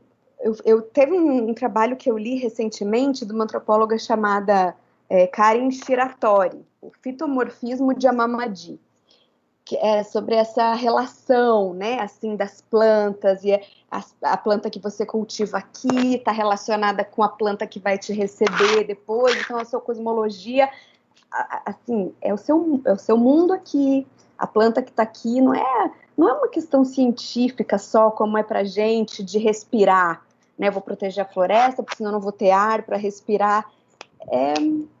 É outra coisa, sabe? Então, ou então quando a epidemia, né, sobre os povos indígenas que têm uma vulnerabilidade, né, socioepidemiológica maior, por viverem mais isolados, ou por viverem em número menor, por já terem passado por massacres, enfim, que você tem uma vulnerabilidade sociocultural. Uma pandemia significa que se morrerem muitas crianças, a longo prazo, você vai ter uma alteração na dinâmica de formação de casais, né? Então, esse é o giro epistemológico, assim, que dentro da minha cabeça é tela azul o tempo inteiro no diálogo, né? E que é uma reconstrução do meu próprio mundo. E que no direito isso tem um impacto, porque a relação com a terra, que é a relação com, né? E a relação com o direito. Tem um professor indígena da UFGD, e eu vou terminar falando disso, desculpa, estou me estendendo um pouquinho, professor Eliel Benites, e ele, conversando com ele durante o meu campo, ele disse assim, Carol, o marco temporal, né, os brancos, eles têm uma tecnologia que é o papel, né, a tecnologia da escrita, e vocês põem tudo no corpo do papel, Quatiarete, o corpo do papel, em Guarani.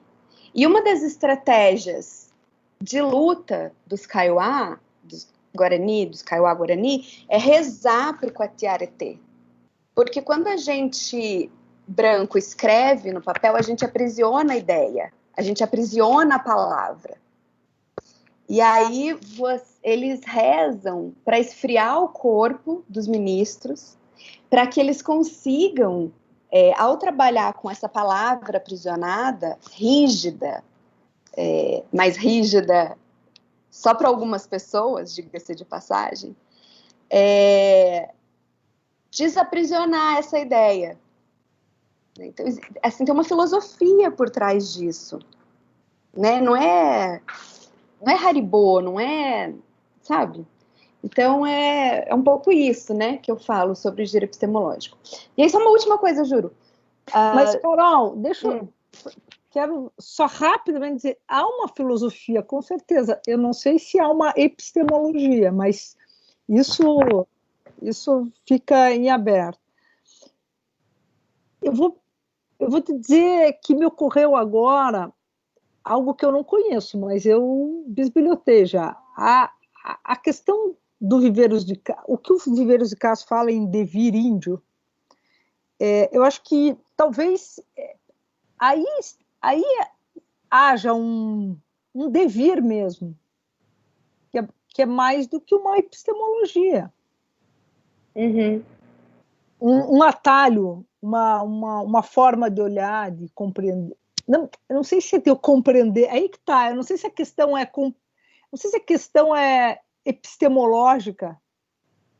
Eu acho que a gente tá pensando igual, mas eu me incomodo um pouco com a ideia da produção de conhecimento. Eu continuo achando que a epistemológica, o Eloy está aí, não sei se ele está com conexão, o Eloy é antropólogo, né? O Eloy é doutor em antropologia, eu vou falar uma coisa, eu posso passar esse bastão para ele, que ele vai falar melhor que eu, embora o professor Viveiros tenha sido meu orientador no mestrado, mas o perspectivismo ameríndio, para mim, isso é uma questão epistemológica, professora Vera, né? Se todos... Para nós, brancos, todos éramos animais e alguns viraram humanos, a priori. E para o perspectivismo, todos éramos humanos e alguns viraram animais, de saída tem uma diferença epistemológica de compreensão do que é humano. Né? Não sei se o Eloy quer falar sobre isso. Não sei se ele está aí ainda. Oi. Está me ouvindo? Sim. Não, sobre isso não tenho nada a colaborar. E aí eu só queria, para terminar, falar um pouco uma questão, né, que eu tenho me especializado um pouco aí no direito de povos indígenas isolados, a questão do marco temporal, né, e os povos indígenas isolados, porque a questão do marco temporal e a comprovação de que estavam ali em 5 de outubro de 1988 como condição sine qua non para a demarcação de uma terra, se ela já é complexa, ladainha, sacana, né, usando todas as expressões que a gente usou aqui, para os povos indígenas de um modo em geral, se a gente for levar isso para os povos indígenas que vivem de forma isolada, seja por opção, seja por estarem né, acossados, enfim, seja qual for a razão, ela é ainda mais nefasta, né? E eu vou dar um pequeno exemplo aqui da terra indígena Cauarriva do Rio Pardo. Ontem eu conversava com o indigenista Fabrício Amorim, que é especialista em povos indígenas isolados, e ele falou, Carol, a terra indígena Cauarriva, ela passou por uma interdição judicial, passou pela né, modalidade administrativa de restrição de uso, demorou, assim, para começar o processo demarcatório, tudo isso para você conseguir garantir o estudo, né? Senão essa população seria dizimada, como foram inúmeros grupos no Brasil e inúmeros grupos isolados que ainda se encontram fora de terras indígenas, inclusive, né? A comprovação da existência desses povos para o Estado, estou dizendo para o Estado, não para os povos indígenas do entorno, etc. Ela é um processo difícil, ela é um processo lento, porque o Estado trabalha com categorias muito próprias. Então, a comprovação da existência para o Estado dos Kawa-Riva se deu em 99, com uma grande luta. Vai fazer o quê? O marco temporal vai fazer o quê? Se for aprovado o marco temporal em 88? Vai anular essa terra indígena dos isolados? Então, assim, a gente está diante de uma ameaça muito grande, muitíssimo grande. Então, eu queria trazer esse alerta aqui também para a questão dos povos isolados, né? É isso, gente. Obrigada. Obrigada. Nos aproximando do final, mas tem uma pergunta da Namsa, se eu não me engano. Fique à vontade para falar. Oi. Primeiro, né, agradecer essa aula, né? Estou aqui enquanto acadêmica, ouvindo aqui a Carol, né? Admiro muito a trajetória dela e também a contribuição dela, né, para o movimento indígena. O Eloy Terena aqui também, né, que é um companheiro de luta, a gente está aí nos debates e sempre muito enriquecedor e fortalecedor escutar, né, o Eloy, a partir dessa perspectiva jurídica mesmo, né. Eu não vou entrar em detalhes, assim, em uma conversa mais na linguagem jurídica, né, porque eu não domino essa linguagem de vocês aí do jurídico, como diz a minha mãe, mas acho que, assim, a partir dessa perspectiva que a Carol traz, são coisas que a gente, se for pensar, né, nessa questão do marco temporal, direitos humanos, né, já se inicia nessa violação ao direito da existência e a conexão, né, com o território próprio. Então, assim, eu vou falar mais no sentido enquanto mulher indígena mesmo, né, que vivencio essa vida, né, essa vivência dentro dos territórios que vem a partir desse enfrentamento, né, e da fronteira da resistência mesmo, né. Então, eu acho que existe sim, né, trazendo um pouco para esse campo acadêmico também, essa questão epistemológica que a Carol traz, eu concordo sim, né, que é uma questão epistemológica de compreensão, né, de como que o direito, né, qual que é o direito, para quem esse direito, né, e é um direito que muitas vezes viola, né, essa existência. A gente pensar o marco temporal é pensar um crime, né, contra os povos indígenas, onde esse direito ao existir, né, e essa conexão com o nosso território, que é uma conexão umbilical, ela não tem como a gente pensar ela, né, a nossa existência nesse sentido da conexão com esse território. Então, a partir do momento que você, né, vem essa pergunta, né, se nós estávamos ou não, né, antes de 88, já começa, né, por essa violação de negação, né, à nossa própria memória, né. Então, é um debate muito complexo, eu acho, né, e acredito que os estudantes de direito que estão aqui é uma oportunidade, né, para se refletir as formas de aplicação, né, jurídica e dos direitos, né, que se fala, né, no país, para tentar, né, compreender um pouco dessa dimensão que é a dimensão do pensamento, né, indígena, que vem a partir, né, dessa relação, né, umbilical com o território, né. Acho que nos últimos momentos, esses últimos dias, eu ando bem reflexiva, né, assim, também muito triste, acompanhando o que vem acontecendo, né, assim, no nosso país e com relação à questão ambiental mesmo, que eu acho que essa questão do direito, né, e o próprio marco temporal, ele traz, né, essa questão colonialista, né, a Carol colocou muito bem aqui, né, que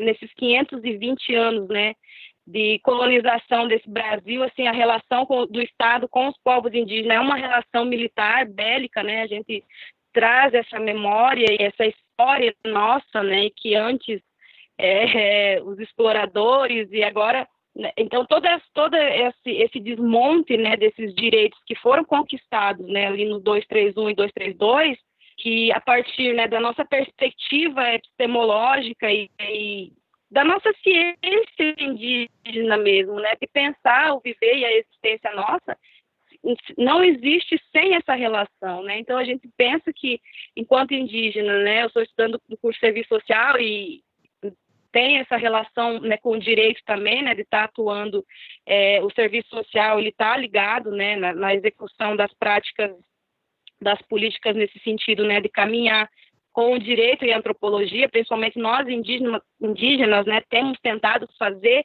essa ligação, né, com a antropologia, o direito e serviço social como um mecanismo, né, que possa estar garantindo também algumas práticas e políticas, né, nesse sentido do direito indígena.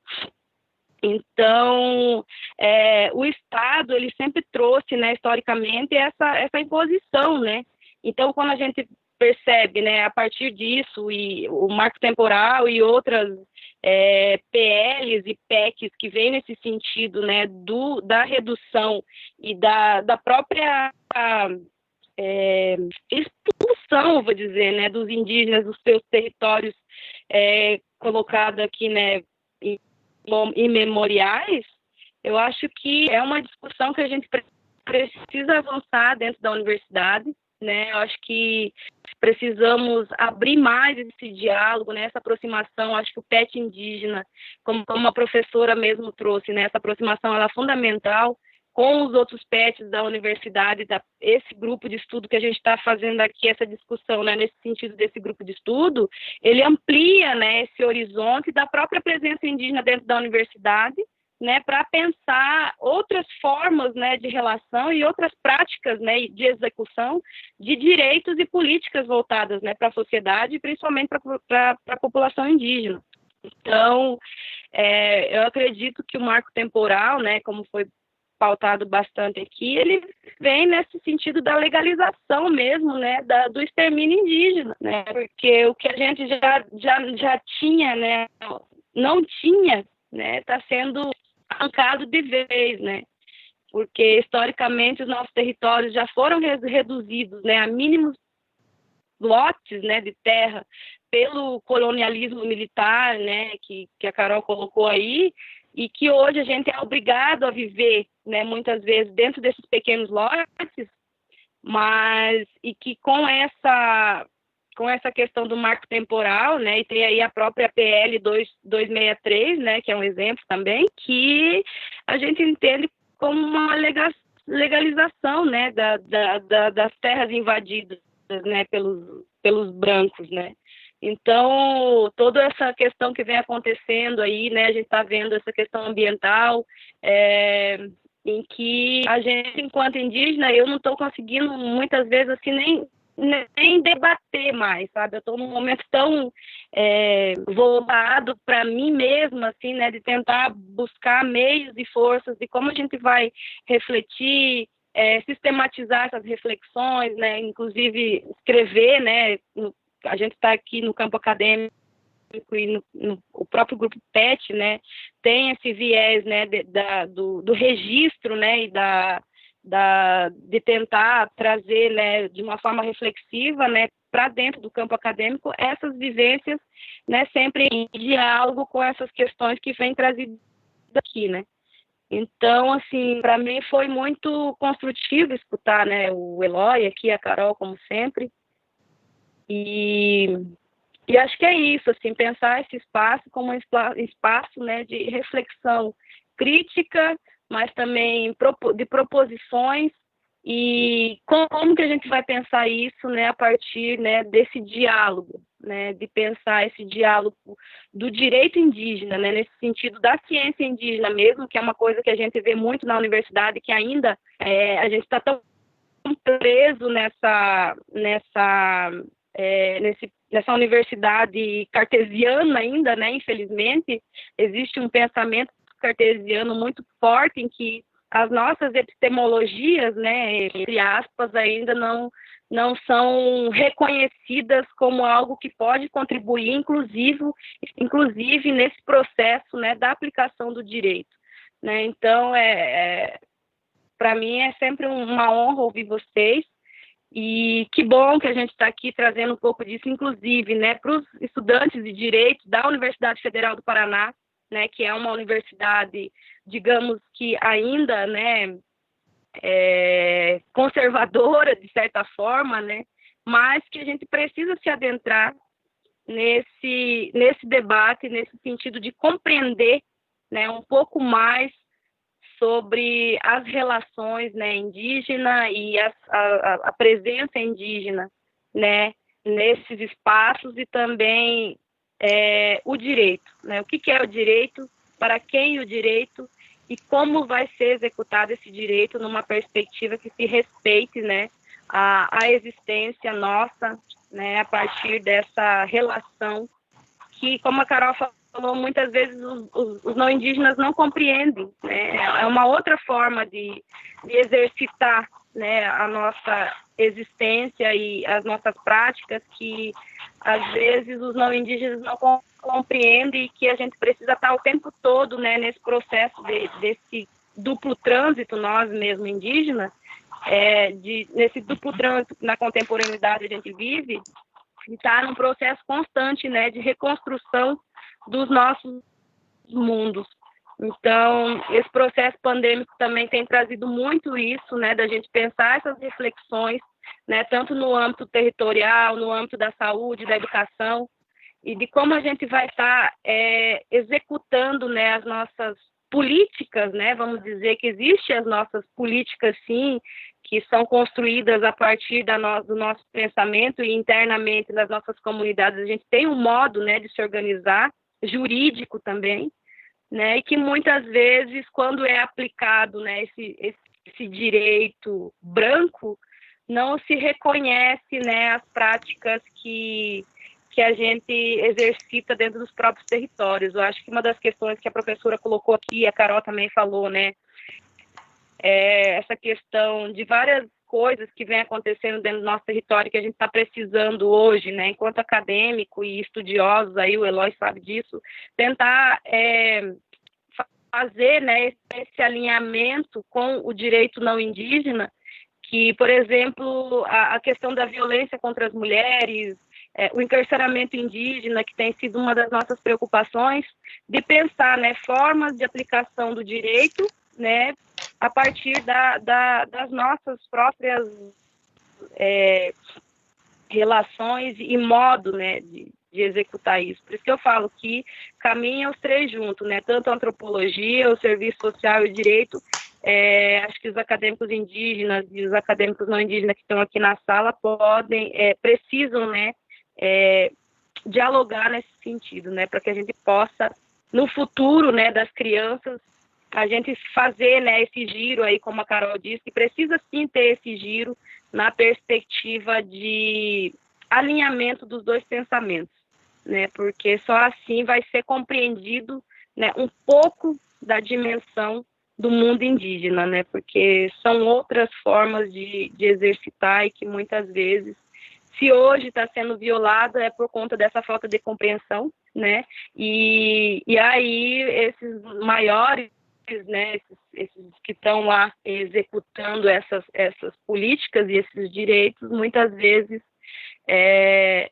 de forma racista, né, eu digo que é um racismo, o marco temporal é uma forma racista, né, de dizer que indígena não tem direito e que nós não temos mais direito a nada nesse país, né, somos estrangeiros dentro do nosso próprio país. É uma forma de violar e de matar, né, a nossa vida mesmo, né, é um etnocídio, como a Carol bem trouxe aqui. Então, era mais um comentário mesmo, acho que perguntas não tem para a Carol nem pro Eloy, mas, assim, de trazer um pouco dessa fala enquanto mulher indígena mesmo, né, que está na universidade e tentando, né, buscar reflexões, construir reflexões propositivas, né, junto aí aos professores. A Anelisa está aí, a gente tem sempre debatido essas questões, porque é isso, né, é necessário os indígenas nesses espaços para poder também falar, né, a partir da nossa visão. Eu ouvi o tempo todo aqui, aí só estava um pouco incomodada, assim, para colocar um pouco disso, assim. Certo. Obrigada pelo seu comentário. E agora, aquilo que é o mais implacável na vida, o tempo, nos obriga a encerrar, mas antes eu gostaria de fazer uma mini rodada, já que não temos mais tempo para debates, para comentários, para saber se o Eloy e a Carol tem algum comentário antes de encerrarmos, alguma coisa ou como agenda de pesquisa, ou como, enfim, que vocês julgarem pertinente. Mudando, invertendo um pouco, então começando com a Carol, se quiser. Eu queria agradecer, só queria agradecer o convite, dizer que foi um prazer, mais uma vez, dizer que foi um prazer, uma honra estar aqui com vocês, nessa excelente companhia do Dr. Eloy, que eu admiro tanto, e convidar a todos para seguirem a página do Observatório de Direitos Humanos dos Povos Indígenas Isolados e de Recente Contato. Nós temos uma página no Instagram, no Twitter, um blog, e temos também, para quem quiser fazer parte e se interessar, um grupo de pesquisa registrado no CNPq, enfim, temos algumas pesquisas em curso, quem se interessar, enfim, tem alguns estudantes da Universidade Federal do Paraná, do Direito, fazendo parte, o que muito me alegra. Então, quem quiser, só me procurar. Obrigada, Carol. Eloy? Eu só gostaria de agradecer também o Centro de Estudos, né, da Constituição, da Universidade Federal do Paraná. É fundamental a gente contar com esses espaços, né? Eu acho que lá atrás, após a Constituinte, quando os caciques tomaram a decisão política de enviar os seus jovens para as universidades, né, assim que está registrado lá na ata, que eles tiveram essa consciência de que a luta não se faz mais só com arco e flecha, né, mas especialmente com a caneta, como já dizia o cacique Veríssimo Marcos. E, de fato, a presença dos povos indígenas nos espaços que antes, né, não era comum, né, causa, de fato, esses incômodos. E eu acho que o direito, a antropologia, a ciência, a universidade, né, só tem a ganhar com isso. Acho que é para isso que nós estamos aqui, para que os outros saberes, né, as outras epistemologias indígenas, quilombolas, negras, ou as epistemologias do Sul, né, as epistemologias, como se diz o professor Boaventura de Souza Santos de Passárgada, possa também se manifestar. Nós temos um longo caminho pela frente, né? Alguns chamam de um caminho para um direito decolonial, outros chamam de um direito antirracista, né? Nós podemos chamar desse direito também a partir do chão da aldeia, né? Então, eu acho que o grupo de estudo só tem também a ganhar. Então, nisso eu só gostaria de agradecer o convite, as provocações da professora Melina, do professor Leandro, da professora Vera, né, da professora Heloísa também, que manteve contato. O prazer de estar dividindo esse momento com a Carolina Santana, né, uma amiga do cotidiano. Nós trabalhamos juntos em várias demandas, refletimos sobre vários aspectos, né, da estratégia jurídica. Eu não tinha visto antes, mas agora eu acabei de olhar na lista de pessoas que estão na sala. O Vitor Hugo, né, também está presente. Vitor trabalha comigo, né, tem nos ajudado, nosso estagiário, e tem sido também um contribuinte importante, né, também na questão das incidências jurídicas da PIB. Então, também agradecer a presença dele, e eu acho que nós podemos, sim, seguir em contatos, né, para que a gente possa, de fato, construir esse caminho na luta para o direito dos povos indígenas. Eu acho que defender o direito dos povos indígenas não é só uma missão dos indígenas e dos indigenistas, ou dos antropólogos, né, como alguns pensam. Terra indígena, além de servir para a proteção da vida dos povos, é bem público federal, né, conforme dicção constitucional. Eu acho que o mínimo que se deve esperar para o fortalecimento da democracia é, de fato, a defesa desses territórios. Quando nós defendemos os interesses dos povos indígenas, nós estamos defendendo os interesses, né, que o Estado brasileiro elegeu como um interesse atinente ao bem público, mas também pela importante função, desempenho dos territórios indígenas para o equilíbrio da humanidade. Isso daí é fundamental. A gente só vai poder entender isso a partir do momento que a gente conseguir, de fato, entender como os povos indígenas se relacionam com o mundo, né, e o mundo para além do físico. E para isso é preciso a gente, de fato, desconstruir muitos paradigmas que estão postos, né, e que nós fomos, talvez, doutrinados para isso. É preciso também a gente se doutrinar.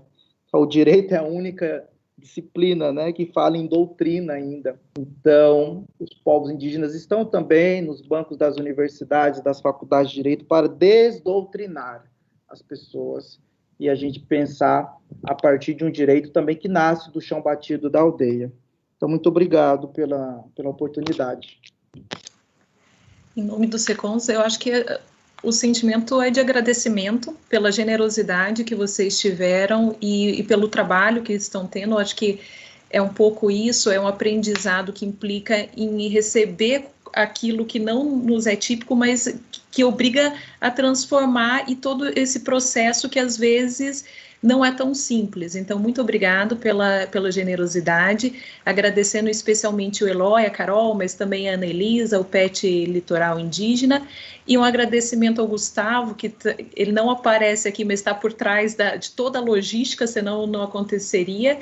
E eu acho que daqui por diante é reforçar mesmo, para que nós possamos continuar aprendendo, porque o direito, a impressão que dá, e eu ouvi uma fala tua no Percursos, Eloy, que você falava, isso me martelou muito, que os indígenas são os maiores legalistas, no sentido de falar, o 231 tem que ser seguido. Então, acho que assumir que o direito, ao mesmo tempo que não dá conta, a gente tem que ser, em alguns aspectos, muito legalistas. E eu estou, assim, elaborando um pouco isso que você está falando, tentando entender o nosso papel também, né, para proteção e para pensar uma nova forma de um direito que, se não dê conta de tudo, porque eu acho que talvez seja uma questão de uma impossibilidade nisso, mas que ele possa ir adiante do que ele é hoje. Então, muito obrigada a todos, e eu acho que é isso. Nosso diálogo continua em outros caminhos, em outros meios e em outros tempos também. Eu espero que em momentos melhores do que estamos vivendo. É isso. Obrigada, pessoal.